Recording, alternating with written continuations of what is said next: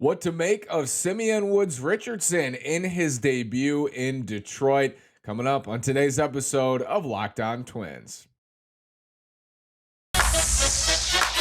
You are Locked On Twins, your daily Minnesota Twins podcast, part of the Locked On Podcast Network, your team every day.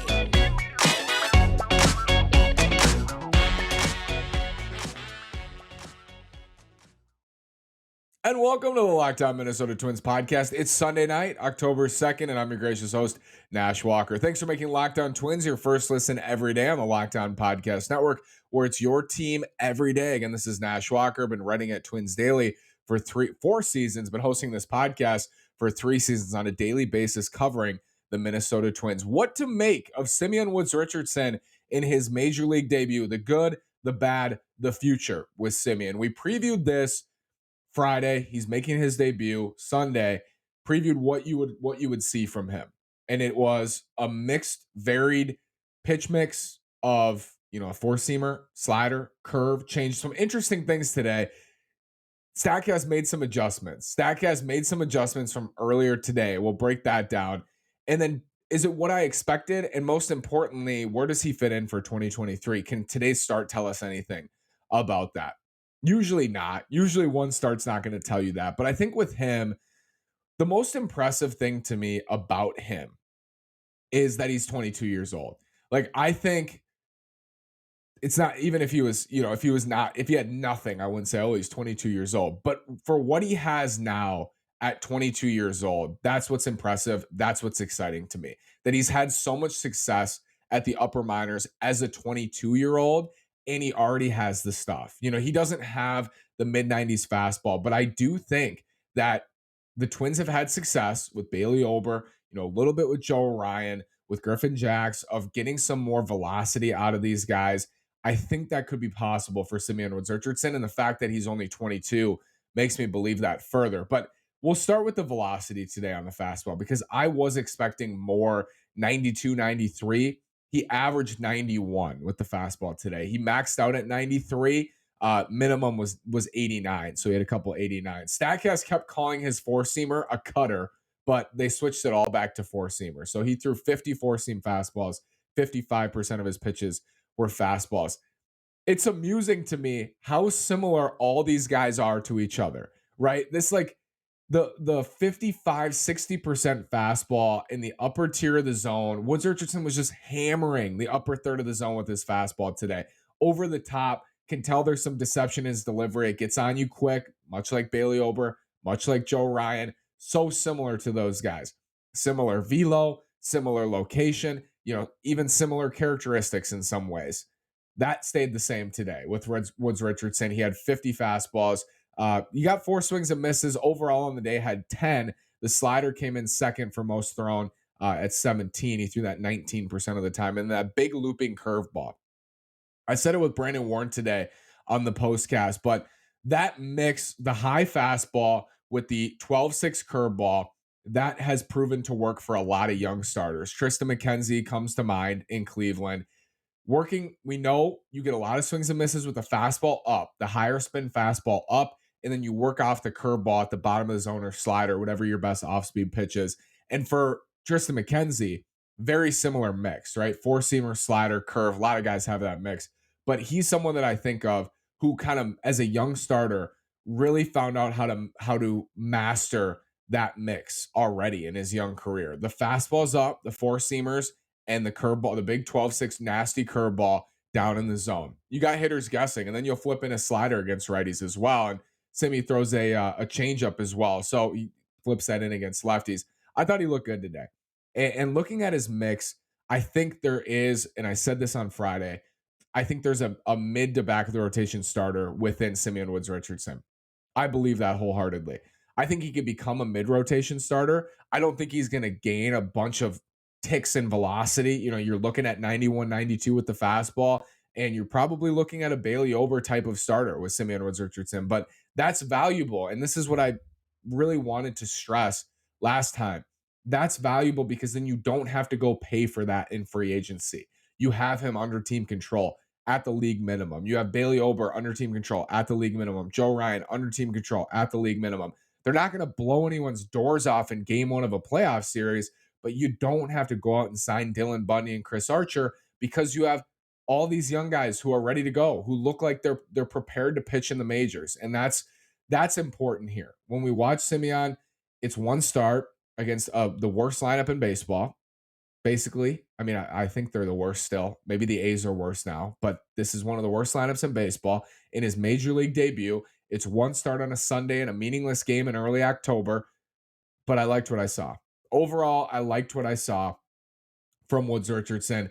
Uh, got into some trouble, some errors behind him in that first inning, and he worked his way through it. I love to see that as well. Some of these starters, that's something you don't really know when you watch these guys in the minors or you follow them in the minors, you hear scouting reports. You don't know how they're going to handle adversity in the majors. We've seen different guys handle it differently in the big leagues. And I think for Woods Richardson today, that might have been a good example of how he's going to handle it. He had a rough first inning. I didn't think he was going to make it out of the first. I thought, oh man, they're going to have to get this bullpen going because he's not going to get out. He had 28 pitches and I think still had only one out in the inning, but he worked through it. He got through it. Then he got through 5, and that was the only damage. Eric Haas hit a home run, but 2 earned runs for Woods Richardson in his first 5 big league innings. That's impressive. I thought the Tigers looked like they were on their heels, and a lot of pitchers have made them look like they're on their heels this year.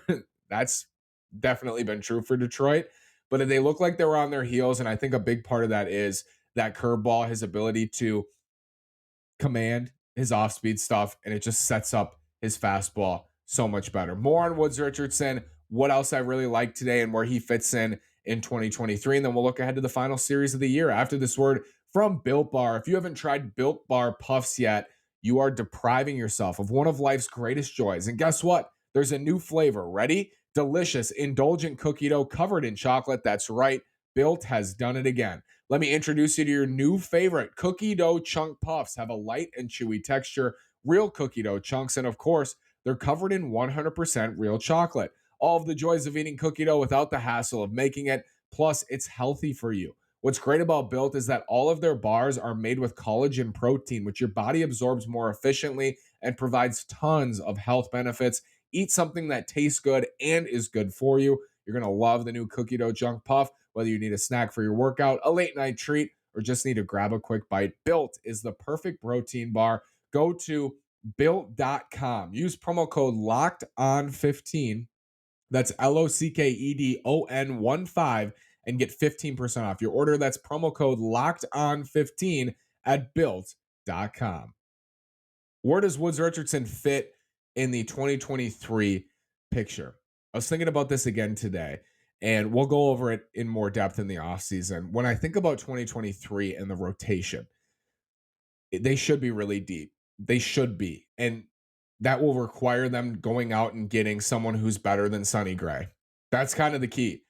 Do they go and acquire a pitcher that's better than Sonny Gray? In recent seasons, going into the 2021 season when they were extremely disappointing, of course, it was, did they get a pitcher that's better than Michael Pineda? They didn't. They got Jay Happ and Matt Shoemaker. Still went into that season with an over-under win total at 89, 90, 91, depending on the site. Still supposed to be, the favorite along with the White Sox in the American League Central. That was so far from the case. They did not acquire a pitcher better than Michael Pineda. Coming into this year in the offseason, we said they need to acquire at least 2 pitchers who are better than Joe Ryan. They only got 1, and then at the deadline, they got Tyler Mahle. So it's like 1.5, and they barely got anything out of Mahle. But now they have both of them, hopefully, for 2023 in Mahle's case. Sounds like it'll be a normal offseason for Tyler Mahle. So that's encouraging, at least, that it's going to be a normal offseason for him. I don't feel good about his shoulder, but it's going to be a normal offseason, it sounds like.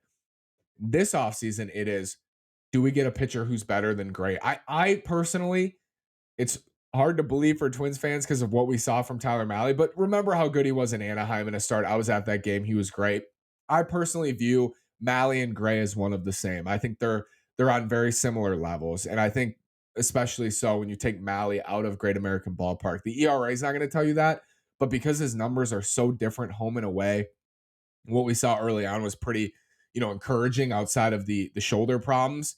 I view him and Sonny, if both are healthy, as pretty much my confidence level is the same with both of them. And I think Mahle at 27 or 28 has some real upside. I said that at the time of the trade. I'll say it again now. I think he has some real upside as a true frontline rotation starter. So I think they need to go out and get one guy who's better than Sonny Gray and Tyler Mahle. And that's hard to do because Sonny's pretty good. Sonny's pretty good. Mally's pretty good when he's healthy. You're gonna have to get a true frontline starter, a true number one. I'm not saying ace doesn't need to be an ace. That would be amazing, but a true number one starter. And the aces of the world, my list is probably a little bit shorter than your list might be. My aces are DeGrom. Garrett Cole in a good season is an ace. He had a rough season. It changes on a year-to-year basis. Corbin Burns is an ace. There's a bunch of guys. Sandy Alcantara. My list is probably 6 to 8. So there's not a bunch of guys on my list. I apologize. 6 to 8 aces I view. And then right after that, you have like your number one starters. That's like Aaron Nola, Robbie Ray, who won the Cy Young last year, had a rougher year this year, but Logan Gilbert in Seattle is a number one. So just thinking through that, like those are examples of number one starters. Shane Bieber is a number one starter. I don't view Shane Bieber as an ace anymore. I view him as a very good, number one starter.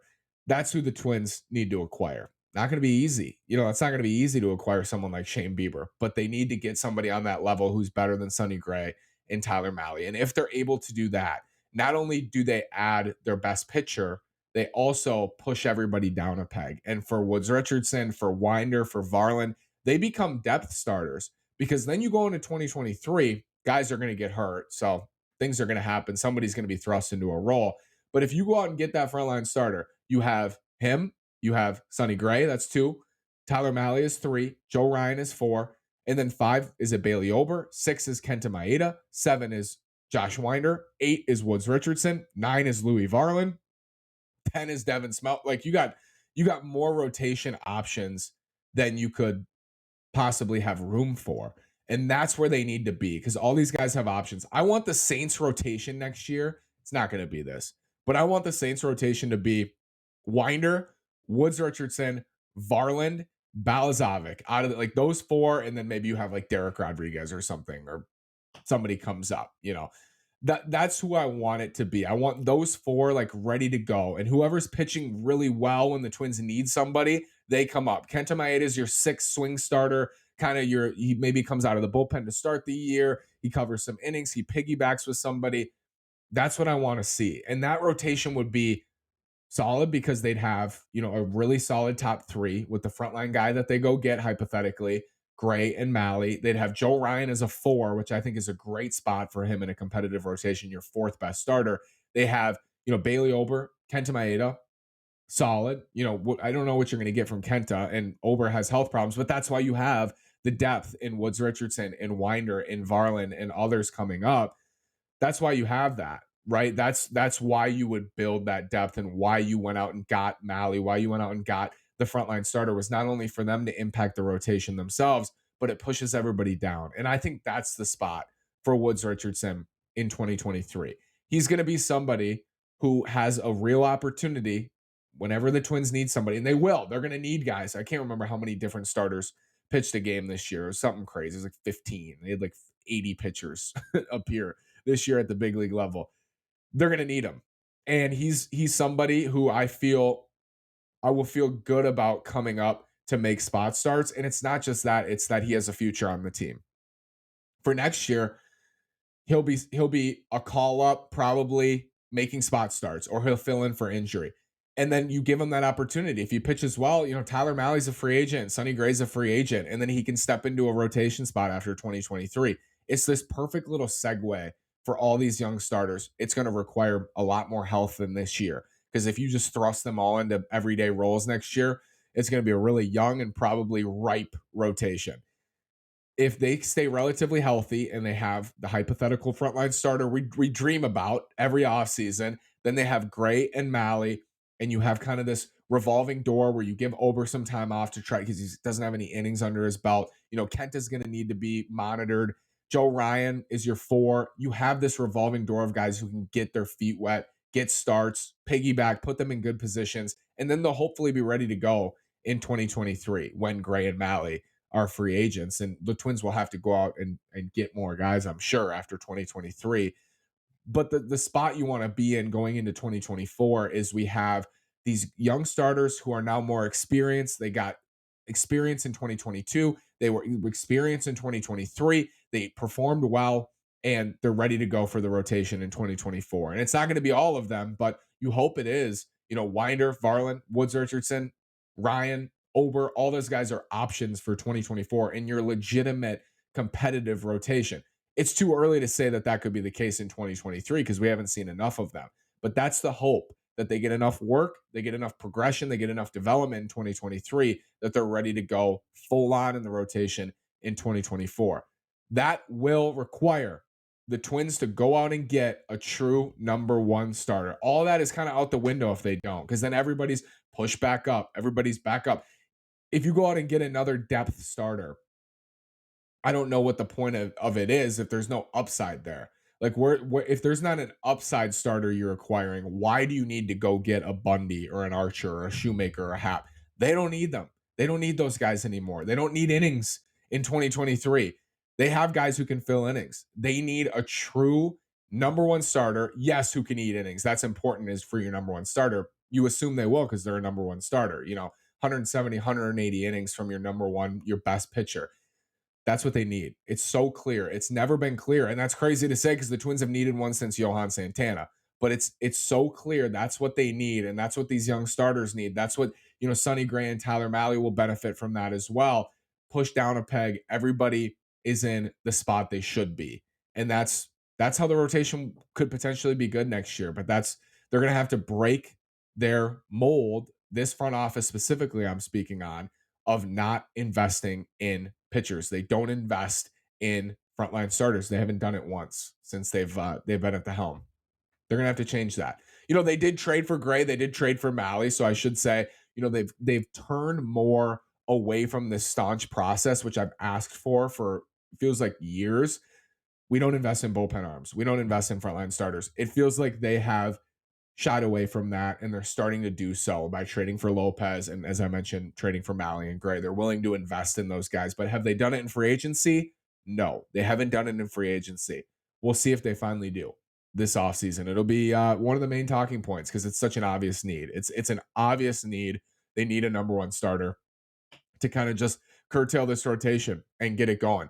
Twins are going to Chicago. I'm going to Chicago tomorrow, Monday morning. I'll be at the game Monday night. It's a 3-game series to finish off this season. Unfortunately, the Twins couldn't beat the Tigers today, so I think they have to sweep to finish in second place over the White Sox for whatever that mattered to you. It did. I wanted to finish in second place. I wanted the Twins to finish in second and beat out the White Sox, but they'll have to sweep in order to do that because they couldn't win 2 out of 3 against the Detroit Tigers. And that's kind of been that's been the case here in the second half. Unfortunately, they haven't been able to do that. They haven't been able to win a lot of games, and it's coming to an end.